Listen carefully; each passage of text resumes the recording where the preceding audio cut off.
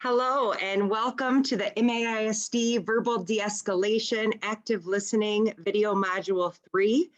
I'm Missy Post. I'm an ASD consultant, Autism Spectrum Disorder consultant at the MAISD. And here with me today is Kate Reminder, and she's a school climate and culture coach through Project SAFE. And we're really happy to have you joining us today for this video module. This is the third module of this series on verbal de-escalation. The first module was an overview of verbal de-escalation strategies. And then each subsequent module is breaking those strategies apart even further, diving deeper. So module 2 was on self-awareness, and that was led by Stacy Hopkins-Trump and Stephanie Dye. If you haven't watched that one, you can register for that as well. And then today we're going to be diving deeper into active listening. We set this up so that you may choose to watch all the modules or watch ones that are of interest or of need for you, and either way is fine. So if this is your first time, that's okay. We'll recap a little bit about the overall goals of verbal de-escalation and then what was discussed in the second module when it comes to self-awareness. So our agenda for today, just doing a brief welcome and a grounding activity. Then we're going to review a little bit about self-awareness because it is critical for us to be aware of ourselves, our own thoughts and feelings in order for us to be present enough to actively listen. And we're going to dive into what active listening is and what it isn't. So the strategies that we want to employ and some of the pitfalls that we might find ourselves in. And then Tate's going to talk about nonverbal and paraverbal techniques. So how we are attuned to students' nonverbals, their facial expressions, their body language, and their paraverbals, things like tone of voice, volume, rate of speech. We use that from our students to help us understand what they're communicating. And then we're also really aware of how our nonverbals and paraverbals affect how students feel seen and heard from us. Then we're going to go through some understanding responses, how we can demonstrate that we are actively listening, get more information by providing these understanding responses. We'll give you some time to practice and then we'll close for today. So part of a review and then also our grounding activity, we're going to revisit the 4 questions that were part of the self-awareness module that Stacy and Stephanie led you through. These are the 4 questions that we ask ourselves when we're entering a crisis situation. And we go through this to become aware of how I'm feeling, what the students feeling or needing and wanting, what's happening in the environment that could be impacting the behavior. We use all of that information to help us consciously choose how best to respond. So in the real world, when we're doing this in a crisis situation, we have to be able to do that really quickly. It's a very quick process. We just check in with ourselves, we observe the student, we observe the environment, and we make the best choice that we can in that moment. But in order for that to be fluent for ourselves, sometimes checking in with ourselves is something that we're not all that comfortable with. We get going with life and we don't always do that check-in. So our grounding today, to get us ready to learn, we're going to really focus in on that first question. What am I feeling now? And so before we get started, just want you to check in with yourself. If it helps to shut your eyes, just to feel in your body how you're feeling. Maybe check into those bodily sensations that, butterflies in the stomach or tightness. I'm feeling some tightness in my neck. What is my body communicating to me?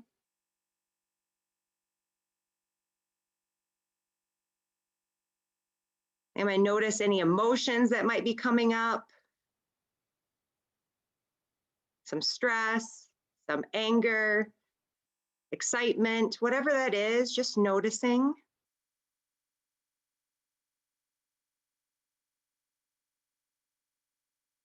And maybe noticing some thoughts that might be coming up right now. Some thoughts of what maybe you just finished doing or what might be coming next. We're just actively listening to ourselves, our bodies, our emotions, our thoughts. We're acknowledging them.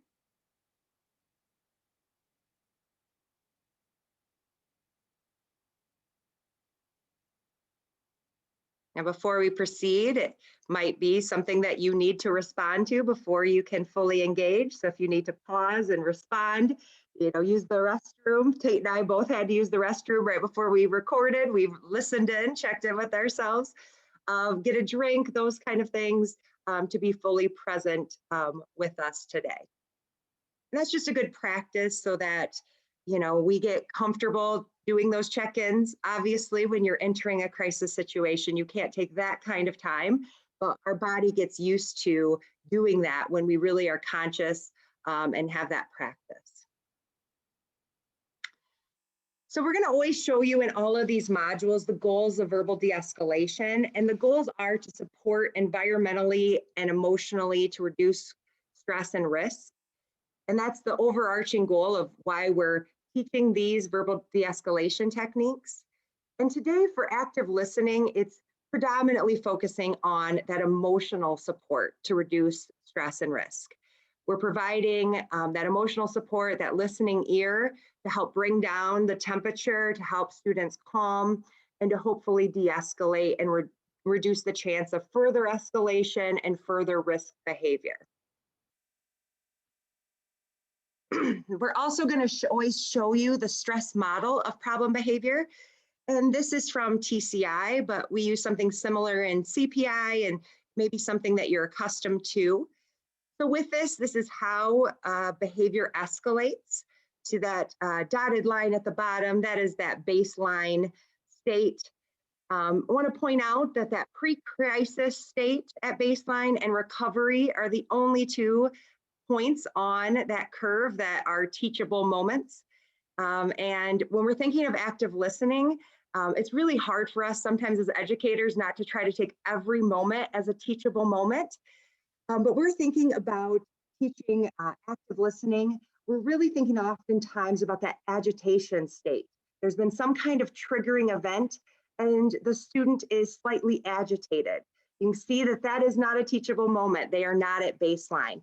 So always reminding ourselves that when a student is not at baseline, it is not a time for us to teach a new skill or reinforce a skill that we have been teaching about something like we're not swearing at school or tone of voice or those kind of things that oftentimes it's hard for us to not try to teach into, but the teaching only can occur at that baseline.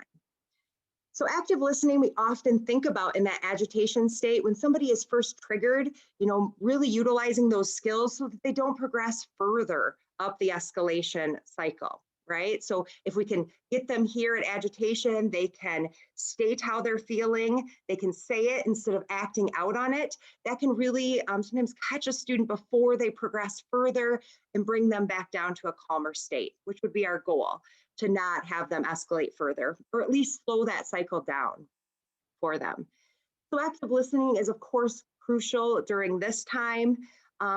And as the student progresses, we're still going to be actively listening to their behavior and what they're saying throughout, just knowing as they escalate, our verbal input is going to decrease as their behavior heightens, okay? And even at the agitation state, thinking that I am more of a listener than a speaker, I'm using my words to help confirm what they're saying, to understand what they're saying, to help my understanding of their point of view. It's not about that teaching moment or me adding noise to it. It's okay to be quieter during these times. So we think of active listening oftentimes here at that agitation mostly, but really we want to think about using active listening strategies throughout our time, even when students are at baseline, or just how we interact with kids. It helps to build those trusting relationships where we might, if a student had a triggering event, they might seek us out if they trust that we're going to be that person that is that support for them. And that's always a benefit if we can utilize active listening instead of it being something we put on when students are upset. It's just our way of being, our way of showing up for them. So Stacy and Stephanie also shared the iceberg. And they took a little bit of a different stand or point on it, where they were talking a lot about the trauma under the surface and things like that, which still apply. For active listening, it's a really powerful skill because we are listening to behavior. We look at behavior that's what's observable above the surface. We are actively listening with our eyes and our ears about what kids are saying and what they're doing. That helps to inform us. But through active listening, some of the techniques that we're going to talk about today, we can sometimes uncover some of the things that are under the surface, some of the feelings and the needs that aren't necessarily demonstrated in just the behavior or even what the kid might be yelling or saying.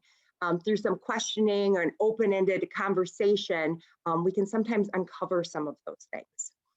And so when somebody is talking to us and sharing, we're listening for those feelings, whether they're stated or we can observe them through their tone of voice, maybe a little quiver in their voice. We observe that to kind of denote what they might be feeling. Also, we're using our eyes and our ears, and students may be saying what they wanted or what they needed out of a situation, or we're observing what maybe they went and grabbed something. So that would be showing me that you wanted that object that maybe you took from somebody else, right? So we are using our active listening, our eyes and our ears to understand a little bit more about what's happening under the surface. And some of our students, you'll know, I mean, I'm sure you've had students like this, that they have these behaviors, and then when you ask them why, they're not even sure of what the underlying feelings or the needs or wants they had that was going on under the surface. And so through active listening, through that open conversation, Kate's going to go through some of the responses that we can give to elicit more information. That can even help our students uncover some of the feelings, their thoughts and their needs that were under the surface that precipitated in them behaving in that way. For those students, that's not even clear to them as well. So active listening is just above the self-awareness on our co-regulation strategies in TCI. So we use this triangle. Self-awareness is the root of everything. And so we'll be dipping back into self-awareness and how important it is for us to be at our baseline, to be present for students. And then active listening builds upon that. So once we are in a place that we can be present and fully aware and calm for students, then we can employ these strategies. I'm going to go back for a second and just looking back at this, as students escalate, we need to remind ourselves that the triggering event for us, we still are human too. The triggering event for us could be a student's level of escalation. And so if we're not careful, we can go up this cycle right along with them. And so us being self-aware of like, oh, that was triggering for me, helps me to not progress in that same fashion that the students are. So it is really critical that we practice that self-awareness, we use those 4 questions, and we show up for students to be able to actively listen to them. So active listening techniques. So we're going to go through these, and then we'll also go through some non-examples and some ways that sometimes we can get ourselves into not supporting students to reduce that stress and reduce that risk. So active listening is a non-judgmental approach, and that can be really difficult for us. You know, we as humans tend to focus in on that judgment piece. And oftentimes when someone's sharing something with us, we can have a competing agenda of what our perception of the situation is. And that can get in the way of us really being non-judgmental and trying to understand it from their perspective. So being really thoughtful about that, we're listening without that judgment of, you know, that was wrong, or trying to compete with them about my perception at that moment. It's also hard sometimes, you know, when I taught at the high school when I first started teaching, and a lot of my, you know, teenagers would come in and be really upset about a relationship that just ended, but they just, you know, it was 2 days. And, you know, there's part of me that's like, come on, right? But that to them, if I had that judgmental approach and just was like, you know, oh, it's not that big of a deal, you dated for 2 days, that shuts down those lines of communication. And we're going to share in a little bit of conscious discipline video. And I liked some of the ways that they talked about this non-judgment piece, that really active listening and that noticing and being present for students is really mindfulness and action. It really, that non-judgmental piece is crucial, because, you know, when we're non-judgmental and we're listening, we're helping our students to formulate their own thoughts and ideas. It organizes their brain. And when we add that judgment piece too, so we might be, you know, re-spooling their brain that's going all over, we're kind of spooling it together, they're making sense of the world. And then as soon as we add that judgment, it re-unravels it all. And so we really want to think about that non-judgmental piece being about helping our students organize their own thinking, organize their thoughts. That judgment disorganizes it, because now it's not about me thinking through what I'm going through. Now it's me fighting with you about your perceptions. And so that is critical. And one of the things that is really hard for us sometimes, you know, sometimes we think that empathy in the moment when we have a different perception or when the student's behavior was not acceptable, right? That is allowing that behavior to exist. It's not, there still are limits to behavior. We always can go back and revisit behaviors. But if we're actually actively listening, we have to really come with that non-judgment piece, listen through, and if there is something to teach back into, we would do that when they're at baseline. Active listening requires that undivided attention. So we can't be focused on other things at the time, you know, thinking about, like, I'm over here taking attendance and somebody's telling me something really important. I need to focus in. And it really does require that level of undivided attention to really be able to listen to what their words they're saying, to pay attention to all the nonverbals and paraverbals that Kate's going to go through, and to pay attention to what's going on in my body. Is that judgment creeping up? What's happening with my facial expression? It really does require that kind of undivided attention. Now, in the real world, we know that, you know, we don't have always that undivided attention at all times. And so sometimes it's a matter of, you know, if the student can be told, like, oh, I really want to hear this. Can I come and talk to you in a minute, and then follow through and do that? That can be helpful and supportive to them. Sometimes that isn't going to be the best option because they're already starting to escalate, and me saying we need a minute might just be that another trigger and have them go further. So it's kind of like, I'm going to spend the time somewhere. Do I spend it now preventatively, or if they continue to escalate? We're going to be making sure that we listen carefully to both facts and feelings, and the facts as they see them, their perceptions. Those are the facts that they're operating under. We're going to listen to what those are and try to understand what those are for them. What are their perceptions, the facts for them? And then listening for those feelings. Like I said before, some kids will state how they're feeling, and sometimes we have to deduce that by what they're saying or some of their other signals that let us know those feelings. A big one that can be difficult, I think, especially in our society, is that allowing silence for reflection. We as a culture tend to butt our words up to as soon as someone finishes speaking, right? That's just, you know, if you actually provide that pause in meetings, you a lot of times won't get a word in because that's just not, as a society, how we tend to operate. But allowing that silence, that space for students to reflect is really powerful. One, it shows respect for, you know, this is a big deal of what you're sharing, and I'm honoring that by really processing that information. I'm not just coming up with something really quickly afterwards. It shows respect for what you just shared with me. It's also, when I'm providing that silence for reflection, sometimes students will add on. You know, they've now heard themselves, you know, things may have been running around in their brain, but now after them saying it, they might hear it in a different way. And you'll see that silence, sometimes students will even like correct their own thinking. Well, I don't really think that, even before we've used reflective statements. Or they might, you know, think, okay, but this is actually the real issue. They might come to some of that on their own if given that silence for reflection. A lot of times when we start, thinking of that cycle, if we're going up with them, as we start to get more anxious, a lot of times we add more words to the mix. And so that can be really difficult for us to take that pause, allow that time for silence. But it is one of our most powerful tools that we have in our arsenal. And then the restate and paraphrase, Tate's going to go through lots of examples of that in a little bit. But that also can be powerful because students are saying things and then we are going to repeat it back to them. Or sometimes it's summarizing back to them. They might list, a litany of things that are going on, and we might be able to do a cumulative summary, help them, process through. We're adding language or, more themes to some of the things they're saying.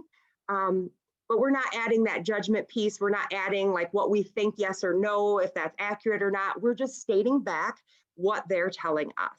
And that can be really powerful to feel seen and heard, which is, one of the number one drives of all humans. And so that is also a very powerful tool. And Tate will go through how we can do that.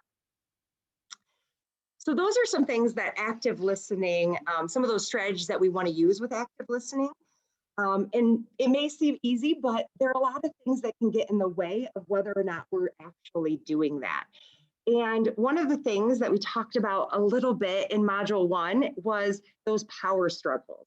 So sometimes, students come and they share something with us and we pick up the rope and want to get into that power struggle where we add that judgment in. And, especially if it's about us. So if a student says, you always pick on me, it can be really hard not to pick that rope up. I do not, and get into that back and forth. And that judgment, that power struggle is going to disorganize their thinking. It's not going to help them to formulate their own thoughts. So we're actually, causing more harm when we're going to get into that power struggle. And thinking of yourself, we all have things that are triggering for us. So if a student is, doing certain behaviors that we are more likely to engage in that power struggle, self-awareness is crucial there, to know that about yourself.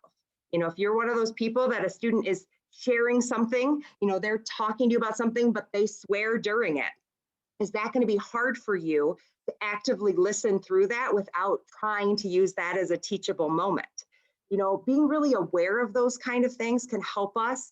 So, that reminder, you can visualize that picking up the rope. Do I really want to pick up the rope and disorganize their thinking right now? Or do I want to help them process through and de-escalate? So you might want to think for a minute, what are some of those things that are triggering for you? You could pause it if that helps. What are some of those things that you're more likely to pick up the rope for?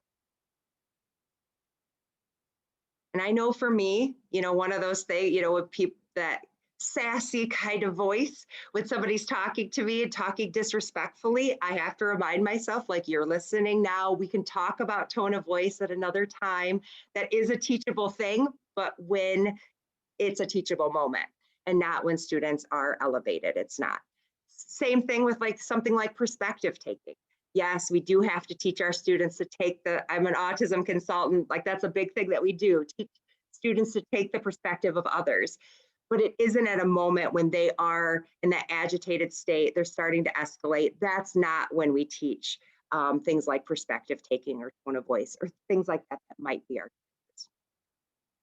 So the conscious discipline video that we're going to share is going to also show some other ways that we can at times not actively listen. And so oftentimes we use these strategies based on how we ourselves were parented or taught in school. It's kind of ingrained in us. And so we might at times revert back to some of these approaches.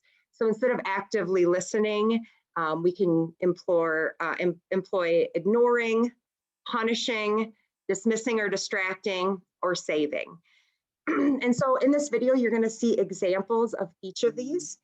In schools, the saving is not as much something that we typically do in schools, but maybe you'll see some examples in this video that you could recognize yourself in some way, that you may revert back to some of these strategies instead of actually actively listening to students. And as we're watching, you could think back, reflect on how you might be doing these, and I'll give you a moment at the end to think of that as well.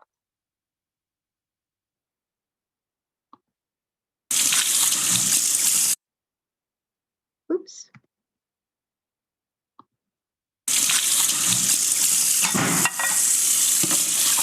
Mom, that's it. I hate my teacher. I hate my teacher. Yeah. You wouldn't believe what she did today. You would not believe. Mom, look, Mom, I hate her. I hate, no, you don't. I'm listening, I'm listening. Everyone. She picks on everyone. Yeah. Everyone. Yeah. I'm listening, honey. You know what, could you... You want to know what she did? What, honey? Do you want to... What about Marcus? Yeah. What about Marcus? Do you remember the other day? Marcus. Yeah, I remember Marcus. Here, take this. Why don't you just here, go ahead. Just start drawing. What? What? What do you... Whatever. You don't need to have that. Honey, just give me the dish then. Give me the dish. All right, good. Okay, good.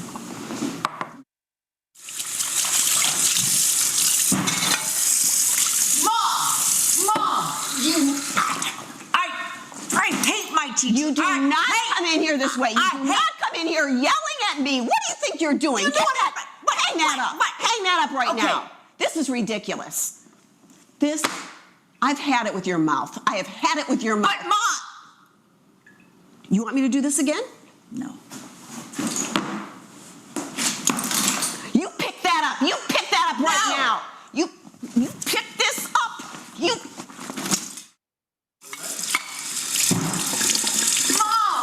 Mom! I hate my teacher. I hate my teacher. I absolutely hate my teacher. You would not believe what she did to Marcus. You wouldn't believe what she did to me. You like your teacher. She's nice, honey. You like your teacher. Do you know what she did to Marcus? Do you know what? Do you care what nothing she did to do with Marcus? No, it doesn't matter what she did to Marcus, honey. You know, you were good at school. You're a good student, sweetie. You're a good student. You like her, and you're good at school. You're a nice person, sweetheart. You're a nice person. So you just have to remember that. Remember how you're a nice person and you like people. Yeah, you do. Yeah. You want a little snack? You want me to get you a snack? Let's just let's just have, let me see, I'm sure I've got some ice cream in the fridge. How about that? Okay. Yeah. Here you go, sweetie. Here, you know what, I'll just get you a spoon. Here you go. Enjoy. Yeah. Can I have the whole thing? Oh, of course. Yeah, it's better now, isn't it? It feels better now, doesn't it? Yeah.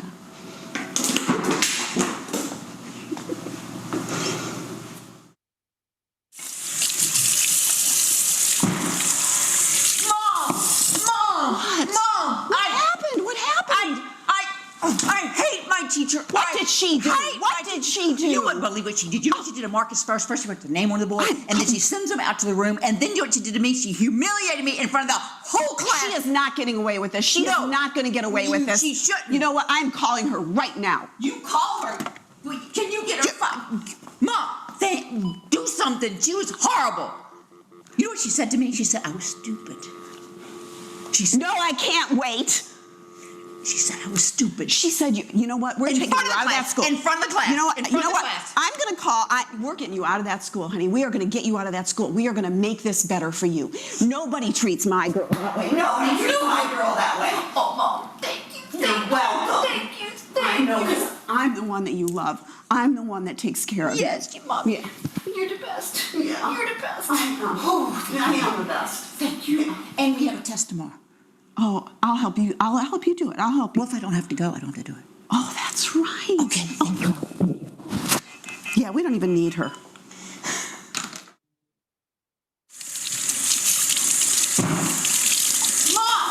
Mom, you wouldn't believe it. I hate my teacher. I hate my teacher. You would not believe what she did to me today. You wouldn't believe what she did to Marcus. Yes, and you're going to tell me. Take a deep breath. But, Mom, okay. Yeah. Mom, okay. But I got to tell you. Yeah. Okay. She calls us up in front of the school. Yeah. Right up at the front of the board. And she has us do these problems. Marcus goes up first. Of course, everybody laughs. They're always laughing at Marcus. So they walk up there. He laughed, and I'm like, I'm not going. I put my head down. You know what she did? And she called on me anyway. She calls on me. I go up there. I work the problem. Yeah. And right in front of everybody, she says, well, you didn't get it right. Oh. You're not working hard enough. Yeah. And you were hoping she would really understand how hard that was for you. You were hoping that she would understand that you were really taking a risk to go up there. Yeah. I mean, that was scary to walk up in front of everybody. It is scary. And to walk math up isn't into my everybody. strong thing. Yeah. And it would have been so much more helpful if she had been able to really give you that encouragement, that confidence. And yet, you did handle it. Yeah, I did. Yeah, you did handle it. You got through it. And nobody laughed. At least Marcus. Okay. Yeah. So, We'll work on that too. We'll work on how you might be helpful to Marcus too. Right now, what might be helpful to you?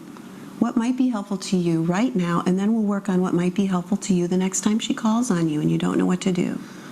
Okay, so right now I just kind of want to go outside and walk around a little bit. Okay, yeah, because But that's I do one of the need ways. help with math. Because you know what? I'm feeling your hands, and I Yeah, can feel that I you're need to- really I need tense. to- yeah. You're still frustrated. You're still feeling frustrated. Yeah. So take a walk outside. We'll work on the math. Sounds like a plan. Okay. And then you know what we're going to do too?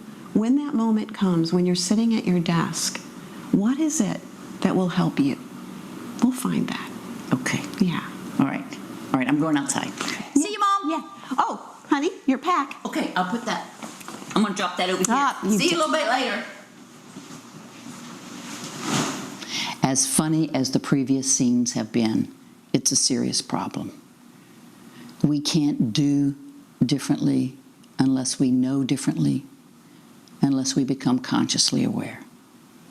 I hope this information guides you on a journey so that you have a new, inspired relationship with your own emotions, and in turn can help the next generation of children find emotional well-being that we didn't even dream could be possible. I wish you well. Okay, so that example, it showed ignoring, punishing, dismissing and distracting, saving, and then it ended with some coaching, which is similar to active listening. She didn't give a lot of pauses at wait time, but it's not really about that problem solving when we're thinking of active listening. It really is about providing that space and really taking what the students are saying. She did a great job, when it came to, this is how you felt and you had wished this. She did a great job reflecting back, that the students or her child, it wasn't a student, it was her, an example with an own child, what she had been feeling and what she had actually wanted instead to happen. And then she gave her that, asked what she needed in that moment. And so it would be about circling back around for those strategies, that problem solving when she was completely de-escalated. So right now, before we do, just a reminder, it was a example, a role play in a home with a child, a parent and a child. So, some of the strategies that she used, holding the hands and like breathing with, it might be very different in a school. If you have a child that is escalated and you don't have that kind of relationship, we wouldn't advise that you necessarily grab their hands. That's a different kind of relationship of that calming that you may or may not have with your students. So being thoughtful about that, but it still did just model some of those missteps that we might have. And so I want you to take a moment, you can pause. You happen to get into any of these missteps, ignoring, punishing, dismissing, distracting, or saving, and think about that.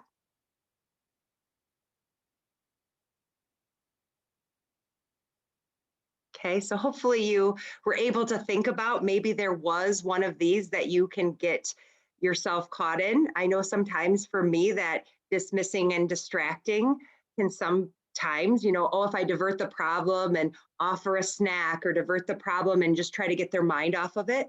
And those can be strategies that we utilize, but not to downplay somebody that wants to express something to us. We want students to be able to feel feelings and to be able to express that. So we don't want to always go to that to just try to we're not going to teach you to actually feel your feelings. So just being really thoughtful of when we use some kind of distraction that can be utilized, but being thoughtful of how and when we're utilizing. So based on what we just went through, we're going to just have you pause again for a moment and do a start, continue, stop activity. So with this, based on what we talked about, is there anything that was a little new for you or a reminder of something that you might want to start doing? You know, maybe you're finding that pause and creating that pause is something that you know is something you want to work on and you want to start doing that more. Something that you might want to continue doing, something that was reaffirming that you're already doing. You know, maybe when a student is sharing something with you, you are very cognizant of, you know, being really present in that moment. You're giving that undivided attention and you want to continue doing that.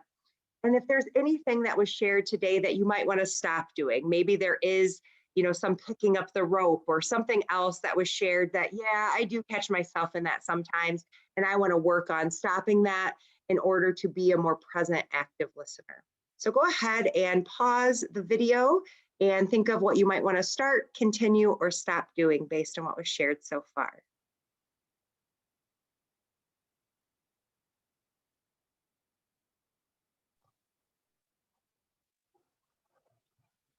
So when we are thinking about communication and communication during times of heightened emotional states. So, you know, the slide says during times of crisis. I think everyone's definition of crisis can be a little bit different. What's a crisis for me may not be a crisis for you. So I like to just bring us to when we're in a heightened emotional state. Um, what's actually being communicated. So if we, as the person providing emotional support to someone who's in a heightened emotional state, the things that we want to pay attention to are their facial expressions, their tone of voice, their rate of speech, and the words that they're saying, but making sure that we are really paying attention to all of the communication, every avenue of communication that's happening in that moment. You know, as Missy said, we actively listen with our eyes and our ears. We're not just listening for the words that are spoken. Now, the same is true that we need to keep in mind when we are providing that emotional support for someone in a heightened emotional state. 7% of the words we say actually make sense to them in that moment. The meaning and what we are communicating to them, it is more about our facial expressions, our tone of voice, our rate of speech. You know, are we ourselves feeling ourselves get anxious because we're in this situation with them and we want to do the best, we want to support them, but we also have the rest of the classroom to worry about. We also have the next lesson we need to get to. So are we talking too fast? Are we communicating to them our own anxiety in that moment by how fast we're talking, how loud we're talking, the expression on our face? And thinking about that facial expression, especially right now, this year, for those of you in classrooms with students, we have to be even more aware of what we are communicating with our eyes, because half of our face is covered with masks. So we have to be almost over exaggerating with our eyes. The fact that we are listening to them, the fact that we are calm. They can't see us smile. So just making sure that, yes, we are paying attention to everything they are communicating, not just the words they're saying, but also being aware of what is it that we are communicating in this moment? Are we communicating what we want to be communicating? And this goes back to that silence piece that Missy talked about. The words we say are such a small percentage of what they are receiving in that moment that we don't need to fill the space. the words are less important than everything else we do for them in that moment. And remembering, Stacy and Stephanie showed you a slide that showed that when we are our angriest, we are our stupidest. And that really can apply to any heightened emotional state. Our cognitive functioning decreases the more heightened we are emotionally, whether that's with anger or anxiety, sadness. And so we have to remember that during these moments. This is not the moment that they can take in a ton of words from us. They can't hear it in that moment, and they can't make sense of it in that moment. So making sure that we are remembering that when we are providing these supports. Excuse me. So when we're responding during a problem behavior, we have to be so mindful of our nonverbals when we're trying to de-escalate a student. And those nonverbals, that comes back to the nodding. Am I nodding while they're talking, even if they're swearing, even if they are, the problem that they're having is because of me, even if they are saying, you are always mean to me, you pick on me all the time, you never call on me. Am I nodding? Am I making eye contact with them to let them know I'm listening to them? Giving them that time, the silence. This is not when I interrupt and say, well, that's not true.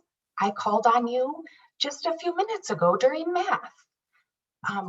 That's not what we're doing. And it can be really hard to do that, to give them that silence, to nod.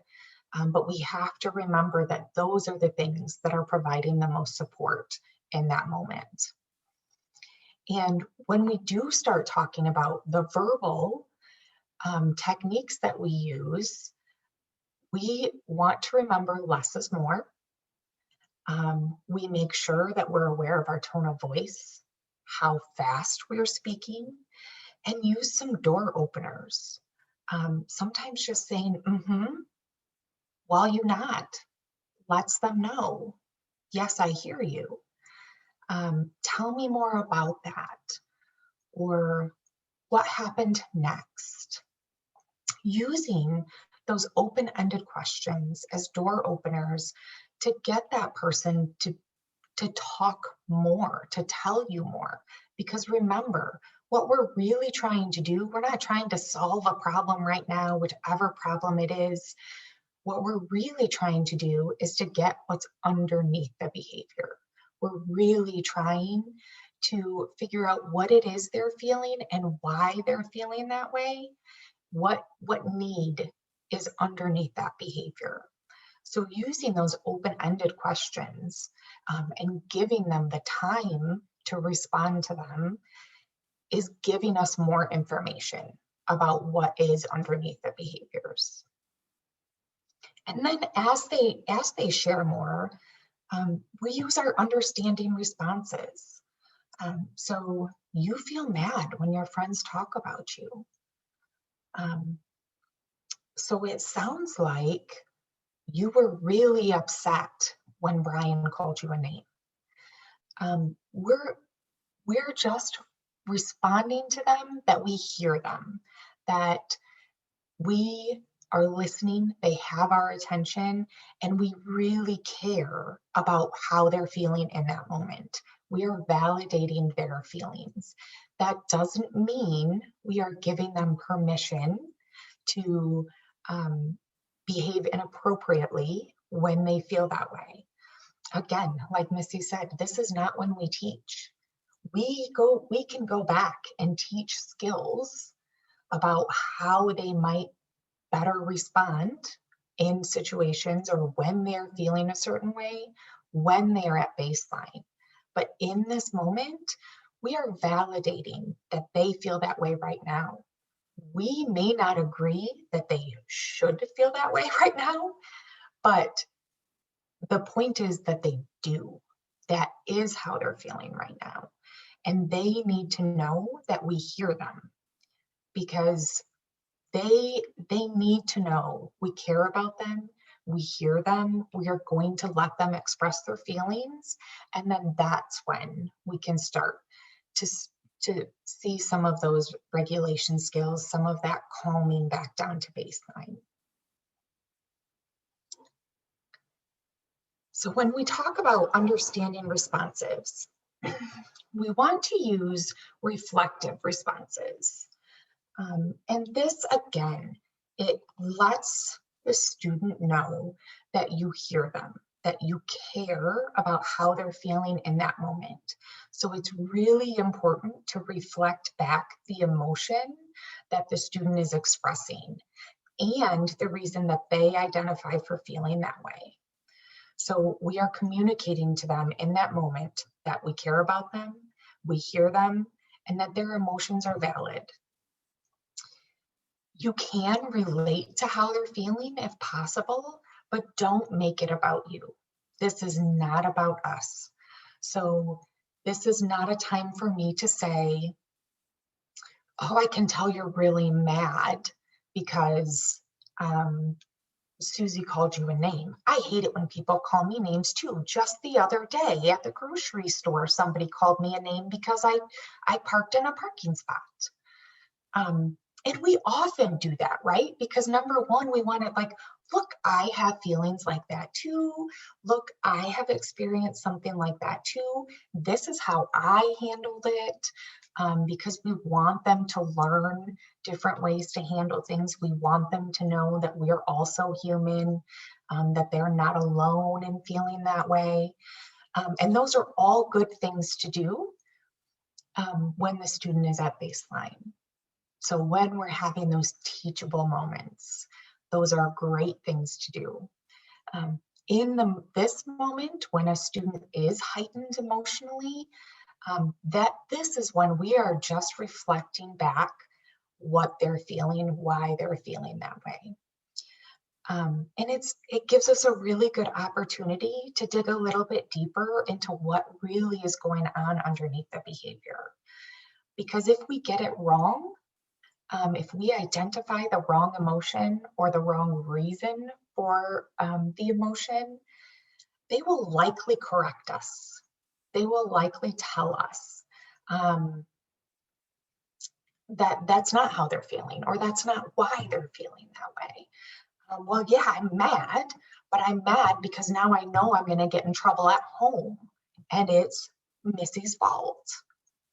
And then that tells us a little more, right? That yes, this incident might be what kind of brought this about, but really what they're feeling underneath the behavior is worry about getting in trouble at home, is what's going to happen at home. So it's a really good opportunity to get more information from them.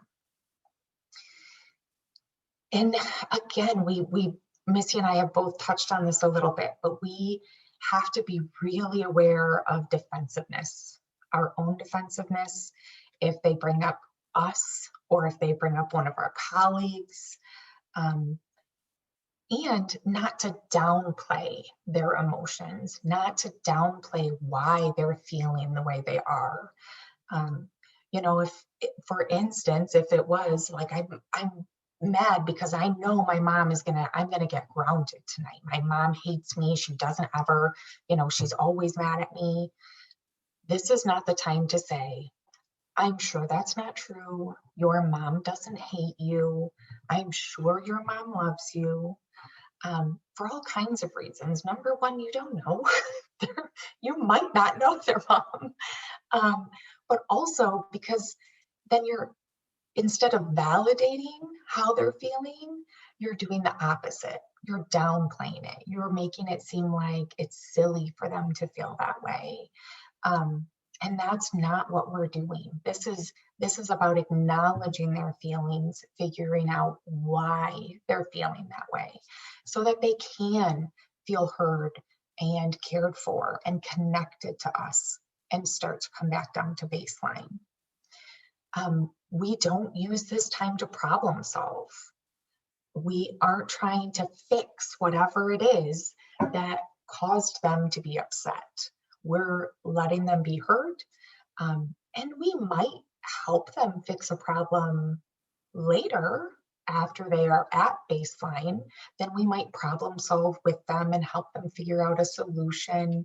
But in the moment, this isn't about fixing the problem. This is really, truly just about actively listening to them. So take a few minutes and just think about some of your own experiences, either as the person supporting someone who was heightened emotionally, or as the person who was heightened emotionally. And think about if using these skills would have been beneficial to you as the person supporting them, or you as the person who needed that support.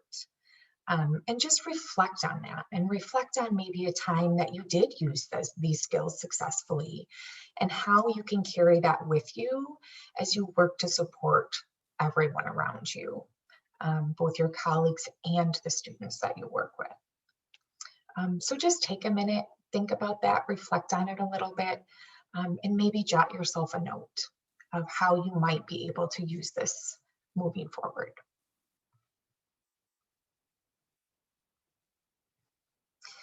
So this is a really great visual, and can be really helpful with very young students and children, or individuals with limited verbal skills. So this is the DNA process, where we describe, we name, and acknowledge. It really is the same thing that we just talked about, all of those same skills. But for example, you might say, oh, your fists are clenched like this, and your voice is getting louder, and oh, look, your face looks like this.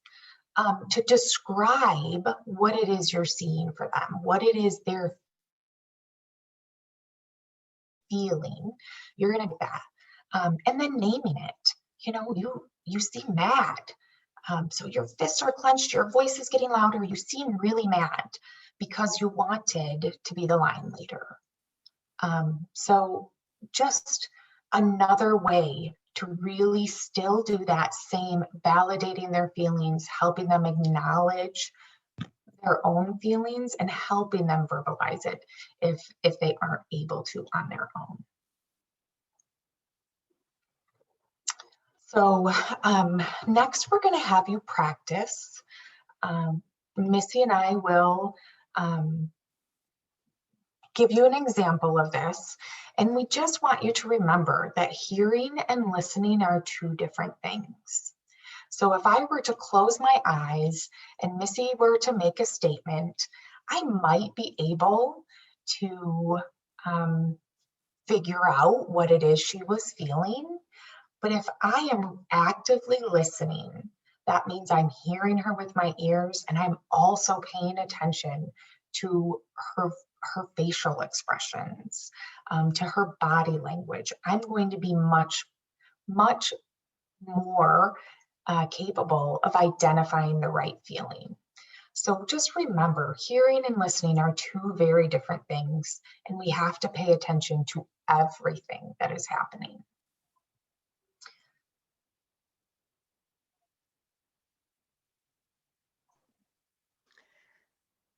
It's too hard. I can't do this. Oh, Missy, you seem really frustrated because math is hard. Yeah, math is so hard for me. I don't know how to do it. Okay, so thank you, Missy. So again, we didn't go through a whole role play of all the different things. This is really just to practice those reflective statements. So because it can be difficult to remember to do this in the moment. So the more you practice, the more you will just become, it's just what you do. You will just automatically do this for students. So if you are watching this with others, if you have some teammates or some people with you, we would like you to go ahead and pause the video and just take turns either reading statements from this slide with emotion, right? Because we're using our voice, we're using our facial expressions, and then your partner is going to use a reflective statement. So we're going to reflect back what it is we're hearing and why we think that is. If you're by yourself, try to do it. You can still pause the video and try out some reflective statements to these statements. And just say them out loud. I know even if we're by ourselves, saying things out loud like that can feel silly. But it's, again, getting into that practice and getting our body, we're teaching our brain to do this. So even if you're by yourself, you say some reflective statements out loud. So take a few minutes and do that.